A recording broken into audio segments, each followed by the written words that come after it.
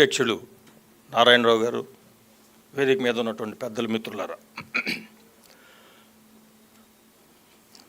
Emergency అనేది 1975 బహుశా మీలో చాలామంది పుట్టుండరు, చాలామందికి ఊహ తెలిసి ఉండదు. ఆ ఎమర్జెన్సీ వింటేనే ఇప్పటికీ మాకు దానికి వ్యతిరేకంగా మేము చేసినటువంటి పోరాటాలు గుర్తొస్తూ ఉంటాయి. కానీ ఈ రోజున ఆ ఎమర్జెన్సీకి మించి 100 ఎమర్జెన్సీల పెట్టు పరిపాలన ఈ రోజున భారతదేశంలో జరుగుతూ ఉన్నది. దానికి మనం ఏం చేయాలి? కొన్ని విషయాలు మీ దృష్టికి నేను తీసుకొస్తాను. సీతారాం యేచూరి వీళ్ళంతా జేఎన్యూలో చదువుతూ ఉన్నారు. అప్పుడు మేము ఇక్కడ ఎస్ఆర్ఆర్ కాలేజీలో చదువుతూ ఉన్నాం. ఎమర్జెన్సీని ప్రకటించిన వెంటనే ప్రతిపక్ష నాయకుల్ని, వామపక్ష నాయకుల్ని అందరినీ అర్ధరాత్రి జైళ్ళకి తీసుకెళ్ళి కుక్కారు. మీరు మాట్లాడేదానికి హక్కు లేదు అని చెప్పి నోర్లు మూసుకోమన్నారు. ఎస్ఎఫ్ఐ మేము ఒక నిర్ణయం తీసుకున్నాం, దీన్ని వ్యతిరేకించాలి మనం. మర్నాడు ఉదయానికే కామ్రేడ్ ఎంహెచ్ ఒక కరపత్రం రాశారు, ఎమర్జెన్సీని ఎందుకు వ్యతిరేకించాలి అని. ఎస్ఆర్ఆర్ కాలేజీ యూనిట్ మేము ఆ కరపత్రాన్ని ఉదయాన్నే విజయవాడ మొత్తం ఒక లైట్నింగ్ స్పీడ్లో, అంటే మాకు తెలుసు ఒక 10 నిమిషాలు అక్కడ ఉంటే పోలీసులు వచ్చి మమ్మల్ని పట్టుకుపోతారని, ఎస్ఆర్ఆర్ కాలేజీలు మొదలుపెట్టి Alankar talkies centre, Gandhinagar centre, Besant road అన్నీ పంచాం. దానికి వ్యతిరేకంగా పోలీసులు అలర్ట్ అయ్యే లోపే విజయవాడలో ఎమర్జెన్సీని వ్యతిరేకిస్తూ కరపత్రాలు పంచడం జరిగింది. నేను అప్పుడు ఎస్ఆర్ఆర్ కాలేజీ జాయింట్ సెక్రటరీగా కూడా ఎన్నికై ఉన్నాను. కానీ నా షెడ్యూల్ ప్రకారం నేను బహుశా ఆర్మీ అటాచ్మెంట్ కంటే నేను ఎన్సీసీలో ఉండటంతో ఆర్మీ అటాచ్మెంట్కి హైదరాబాద్ వెళ్ళిపోయాను సాయంత్రం. మాకు ఎస్ఆర్ఆర్ కాలేజీ దగ్గర సూరి మెస్ అనేటువంటిది మా ఎస్ఎఫ్ఐకి ఒక కేంద్రం. అంటే బయట ఊళ్ళ నుంచి వచ్చినటువంటి ఎస్ఎఫ్ఐ వాళ్ళు అక్కడ భోజనం చేయటం కానివ్వండి, ఏదైనా సమావేశాలు కావాలన్నా మాట్లాడుకోవాలన్నా ఎస్ఆర్ఆర్ కాలేజీకి ఎదురుగా ఉండేది. మేము పంచామనే సంగతి తెలుసుకొని దాని మీద పోలీసులు దాడి చేసి ఆ మెస్ నిర్వాహకుడు సూర్య అని ఉన్న అతన్ని, మన మురళి, భోజనానికి వస్తే మురళిని తీసుకువెళ్ళి చాలా రోజులు పోలీస్ స్టేషన్లో పెట్టి హింసలు పెట్టినటువంటిది. మా ఇంటికి వచ్చారు కానీ నేను అప్పటికే మిస్ అయిపోయాను, దొరకలేదు. నేను ఆర్మీ అటాచ్మెంట్కి వెళ్ళిపోయి హైదరాబాద్. వచ్చిన తర్వాత కూడా మేము ఎమర్జెన్సీకి వ్యతిరేకంగా అనేక పోరాటాలు చేసాం. అనేక మంది అరెస్టులు అయ్యారు. కానీ అప్పుడు చూస్తే ఏంటంటే అనేక మంది ప్రెస్లు మేము దీనికి నిరసనగా ఎడిటోరియల్స్ రాయము అని చెప్పి ఇండియన్ ఎక్స్ప్రెస్ ఇవన్నీ కూడా ఎడిటోరియల్ కాలంని బ్లాంక్గా వదిలేవాళ్ళు. బహుశా ప్రజాశక్తి కూడా అట్లా చేసినట్టు నాకు గుర్తుంది, మనం చూస్తే కానీ తెలియదు. మీరు బ్లాంక్గా ఉంచడానికి వీలు లేదు, అక్కడ ఏదో ఒక ఎడిటోరియల్ రాయాల్సిందే అనేటువంటిది కూడా నిర్బంధాన్ని ప్రెస్ మీద పెట్టినటువంటి రోజులు. అయినప్పటికీ ప్రజల్లో వ్యతిరేకత తీవ్రంగా వచ్చింది. తర్వాత ఏం జరిగింది అనేటువంటిది మనకు తెలుసు. అప్పుడు ఒక హక్కుని కాలరాస్తేనే దానికి వ్యతిరేకంగా పోరాటాలు చేశారు. ఎన్నికల్లో 2-3 సంవత్సరాలు వచ్చినటువంటి ఎన్నికల్లో ఆవు పోయే, దూడ పోయే, 2 ఓడిపోయానని నాకు బాగా గుర్తు. మాకు ఇక్కడ ఇప్పుడు ఇంత న్యూస్ అని తెలిసేది కాదు. ఏదైనా తెలుసుకోవాలంటే గాంధీనగర్ వెళ్ళి మన మ్యాన్షన్ పైన ఏదో ఉండేది, దానిపైన చెప్తూ ఉండేవాళ్ళు ఎవడెక్కడ గెలిచింది, ఎవడు ఓడిపోయింది. అక్కడికి వెళ్ళి మేము గంతులేసాం. ఎందుకు? నియంతృత్వాన్ని దేశం మీద రుద్దేటువంటి శక్తుల్ని ఓడించాము అనేటువంటి ఒక ఉత్సాహం మాకు.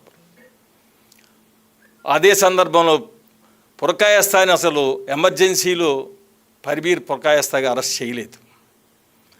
ఆయన దేవిప్రసాద్ త్రిపాఠి అని అనుకున్నారు ఆయన్ని.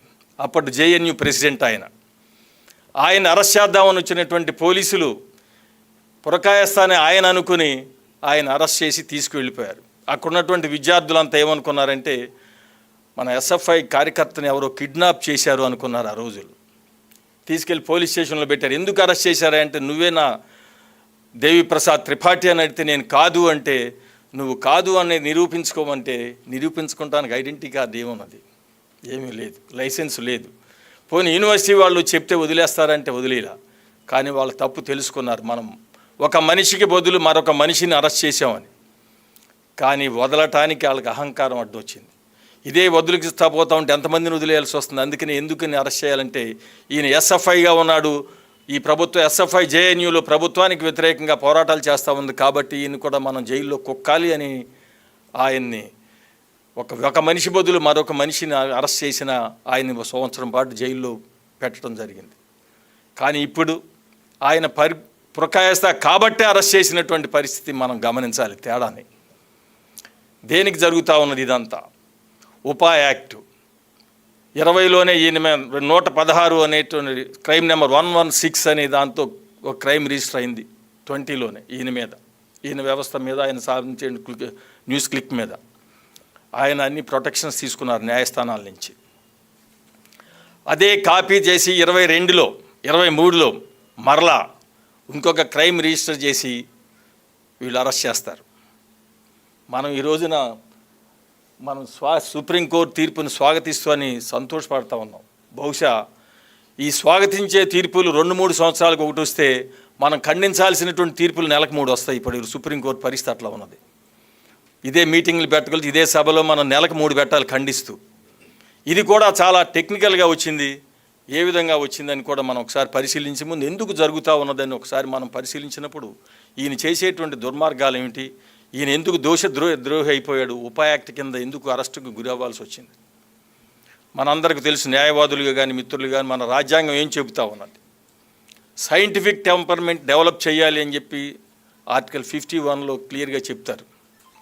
మరి అదే సైంటిఫిక్ టెంపర్ని దేశంలో పెంచాలి అని పోరాటం చేసేటువంటి వాళ్ళని అరెస్టులు చేయటం అంతేకాదు. మనందరికీ తెలుసు, నరేంద్ర దబోల్కర్ కానివ్వండి, పన్సారే కానివ్వండి, కల్బుర్గి కానివ్వండి, గౌరీ లంకేష్ కానీ వీళ్ళందరిని హత్యలు చేశారు.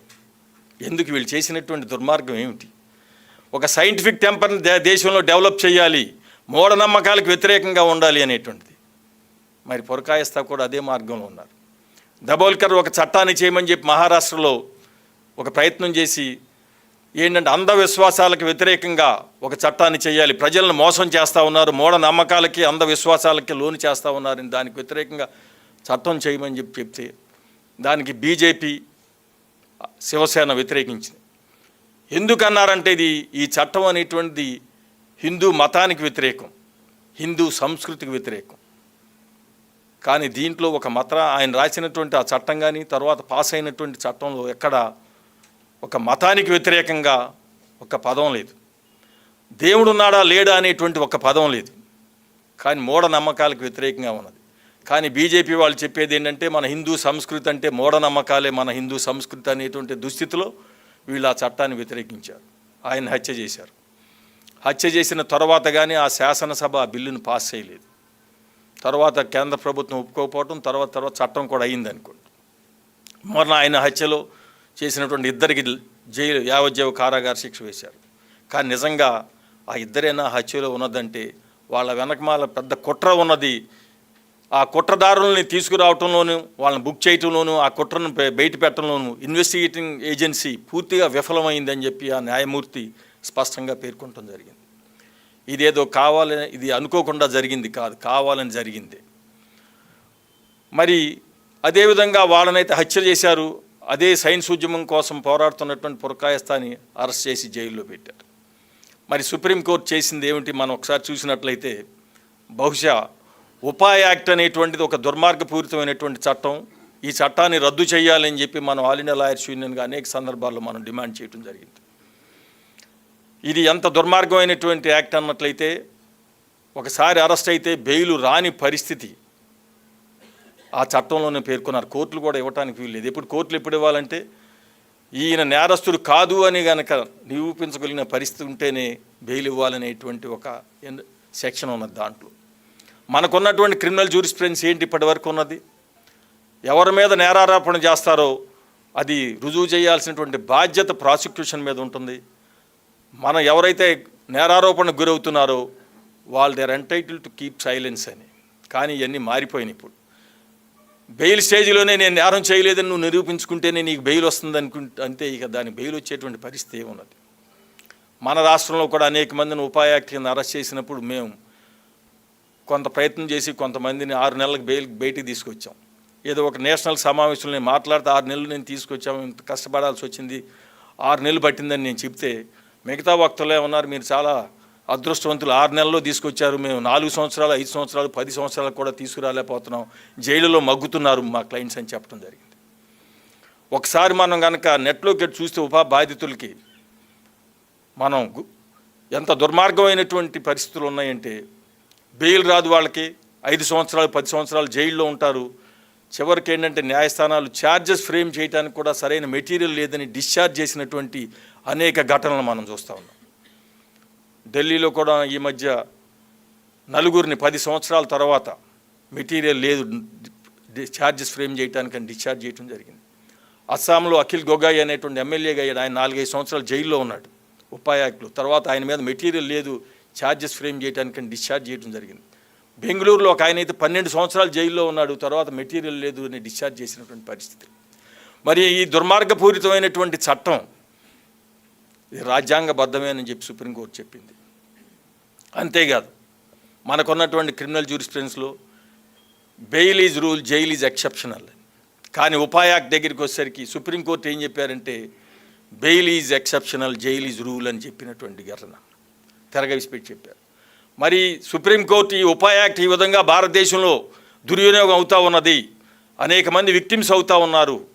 విక్టిమ్స్ ఎవరు? న్యాయవాదులు ఉన్నారు, జర్నలిస్టులు ఉన్నారు, ప్రొఫెసర్లు ఉన్నారు, రాజకీయ కార్యకర్తలు ఉన్నారు. ఈ మాత్రం ఒక జ్యుడిషియల్ నోటీస్ తీసుకోవాల్సినటువంటి బాధ్యత సుప్రీంకోర్టుకి లేదా అంటే ఉన్నది. కానీ అక్కడ వాళ్ళు కదిలే పరిస్థితి, సుప్రీంకోర్టు కదిలే పరిస్థితి లేదు అనేటువంటిది. అంతేకాకుండా ఎంత కాలయాపన అయినా సరే కాలయాపన అనేటువంటిది బెయిల్ ఇవ్వడానికి ఒక కారణం కాదు అని కూడా ఈ సుప్రీంకోర్టు చెప్పిందంటే దానికి బాధ్యులు ఎవరు? 10 సంవత్సరాలు 15 సంవత్సరాలు 5 సంవత్సరాలు జైళ్లలో కుక్కి బెయిల్ ఇవ్వకుండా, విచారణ లేకుండా, తర్వాత నీ మీద ఎటువంటి అభియోగాలు నమోదు చేయడానికి కూడా మెటీరియల్ లేదని వదిలేస్తూ ఉంటే దీనికి బాధ్యులు ఎవరు?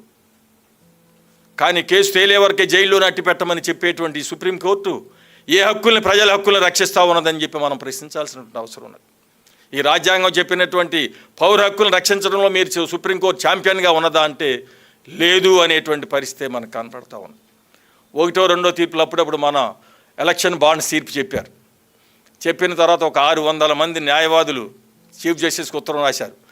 చాలామంది మిమ్మల్ని బెదిరిస్తున్నారు, వాళ్ళ బెదిరింపులకు మీరు లొంగిపోతున్నారు అని.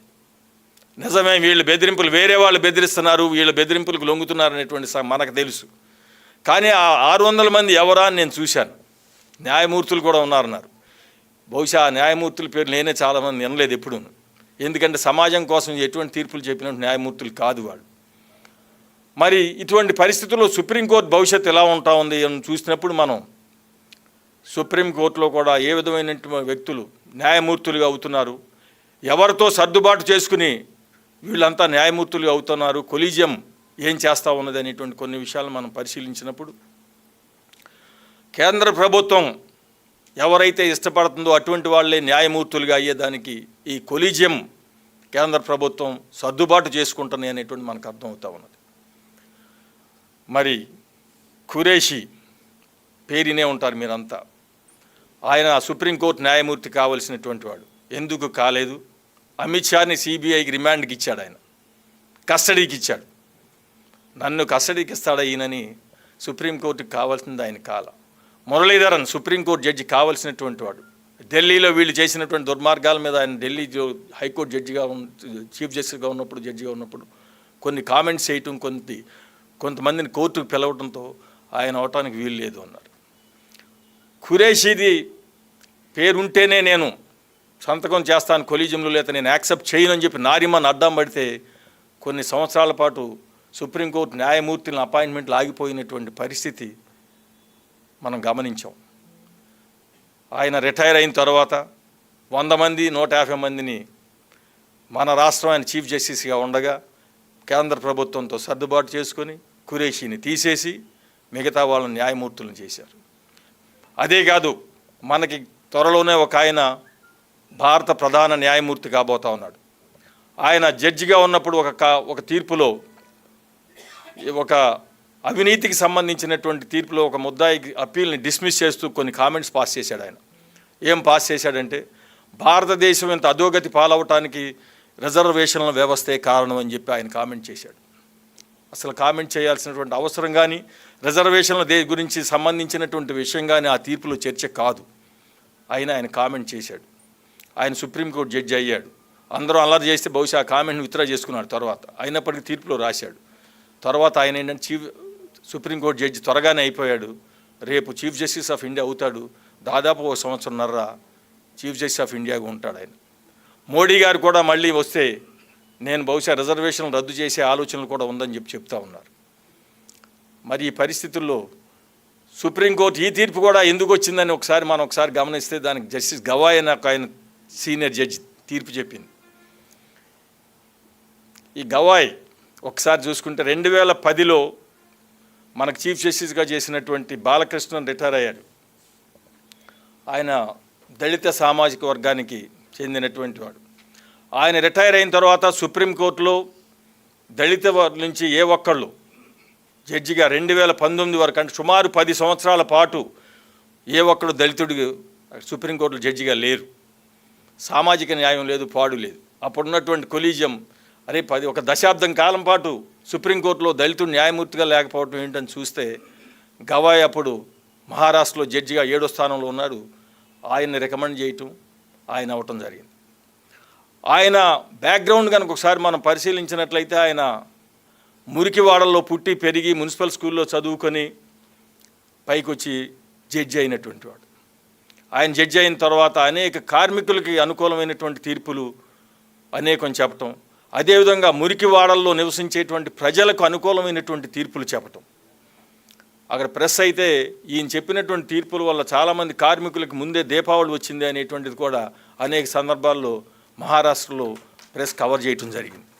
అటువంటి వ్యక్తి దీనికి హెడ్ చేశాడు కాబట్టే ఈ తీర్పు వచ్చింది. అదే మరొకరు అయితే బహుశా పురకాయిస్తా కొన్ని సంవత్సరాలకు కూడా బయటకు వచ్చేవాడు కాదేమో అనిపిస్తుంది నాకు. రెండో విషయం మనం చూసినప్పుడు ఆయన ఢిల్లీ హైకోర్టులో ఒకటి ఇదే విషయం ఛాలెంజ్ చేశారు. ఇవన్నీ ప్యూర్ టెక్నికాలిటీస్ మీద జరిగింది. ఈ కేసు తప్పుడు కేసు అని మోడీ హింస పెట్టడానికి చేశారు, లేకపోతే కేంద్ర ప్రభుత్వం, లేకపోతే ఈ కేంద్ర సంస్థలు, ఈ ఎన్ఐఏ కానివ్వండి, ఈ సిబిఐ కానివ్వండి, ఇవన్నీ కేంద్ర ప్రభుత్వం చేతుల్లో ఉండి హింస పెడుతున్నాయి అనేటువంటి వలన ఈ తీర్పు రాలా. 2 టెక్నికాలిటీస్ వలన ఈ తీర్పు వచ్చింది. ఏమిటన్నట్లయితే గ్రౌండ్స్ ఆఫ్ అరెస్ట్ అనేటువంటిది ముద్దాయికి ఇవ్వాలా లేదా, ఇవ్వకపోతే అరెస్ట్ చెల్లుతుందా లేదా అనేటువంటి ఒక విషయం మీద చర్చ అంతా జరిగింది. ఇది స్పష్టంగా వీళ్ళు రుజువు చేశారు. గ్రౌండ్స్ ఆఫ్ అరెస్ట్ ముద్దాయికి ఇవ్వలేదు అని. కానీ ఢిల్లీ హైకోర్టులో కూడా అదే చర్చ జరిగింది. ఢిల్లీ హైకోర్టు జడ్జి ఏం చెప్పాడు అన్నట్టయితే అరెస్ట్ మెమోలో గ్రౌండ్స్ ఉన్నాయి కాబట్టి అది ఇచ్చినట్టే, కాబట్టి అది చెల్లదు అని పురకాయస్తా గారు పెట్టుకున్నటువంటి పిటిషన్ డిస్మిస్ చేసి ఆయన జైల్లోనే ఉండాలి, రిమాండ్ కరెక్ట్ అని చెప్పడం జరిగింది. కానీ సుప్రీంకోర్టు దానికి ఒప్పుకోవాలి. గవాయ్ వీళ్ళు రాసినటువంటి తీర్పులో స్పష్టంగా చెప్పారు, అది ఒక రాజ్యాంగం కల్పించినటువంటి హక్కు. ఒక వ్యక్తిని అరెస్ట్ చేస్తే నువ్వు ఎందుకు అరెస్ట్ చేసావని చెప్పాల్సిన బాధ్యత మీకున్నది. అదేదో నోటి మాట ద్వారా చెప్పాం, ఇక్కడ కూడా వీళ్ళు చెప్తారు నోటి మాట ద్వారా చెప్పామనేటువంటి వాదనలు. మధ్యవర్తులు ఉన్నారు, మధ్యవర్తుల ముందు ఆయనకి మేము హిందీలో చదివినిపించాం, అది ఇది అని చెప్పారు. ఇటువంటి బోటకపు కబుర్లు వద్దు. మీరు చేయాల్సింది రాతపూర్వకంగా ఎవరైతే ఆరోపణలు ఎదుర్కొంటున్నారో, ఎవరైతే అరెస్ట్ చేస్తున్నారో వాళ్ళకి అర్థమయ్యే భాషలో మీరు చెప్పాల్సిందేనో, అది చెప్పలేదు కాబట్టి ఈ అరెస్టు చెల్లదు, ఈ రిమాండ్ చెల్లదు అని చెప్పి ఒక టెక్నికల్ గ్రౌండ్స్ మీద తీర్పు ఇవ్వడం జరిగింది. కాబట్టి మనం ఈ రోజున ఈ కేంద్ర ప్రభుత్వం మీద, ఈ బీజేపీ ప్రభుత్వం మీద పోరాటం చేయాల్సినటువంటి బాధ్యత ఎంత ఉన్నది. ఎందుకంటే ప్రపంచానికి అంతకి 2020లో కరోనా వస్తే మనకి 2014లోనే కరోనాని మించినటువంటి మహమ్మారి దేశానికి వచ్చింది. అది మరలా 2019లో సెకండ్ వేరియంట్ వచ్చింది, రేపు థర్డ్ వేరియంట్ కూడా మేము వస్తామని చెప్తున్నారు. కరోనా బలహీన పడింది, ఈ కరోనా బలపడతా ఉంది, ఈ దేశాన్నే నేను తినేస్తానంటుంది. హిందువు తప్పితే ముస్లిం ఉండటానికి వీల్లేదు, క్రైస్తవుడు ఉండటానికి లేదు, కమ్యూనిస్ట్ ఉండటానికి వీల్లేదు, సైన్స్ కార్యకర్తలు ఉండటానికి వీల్లేదు.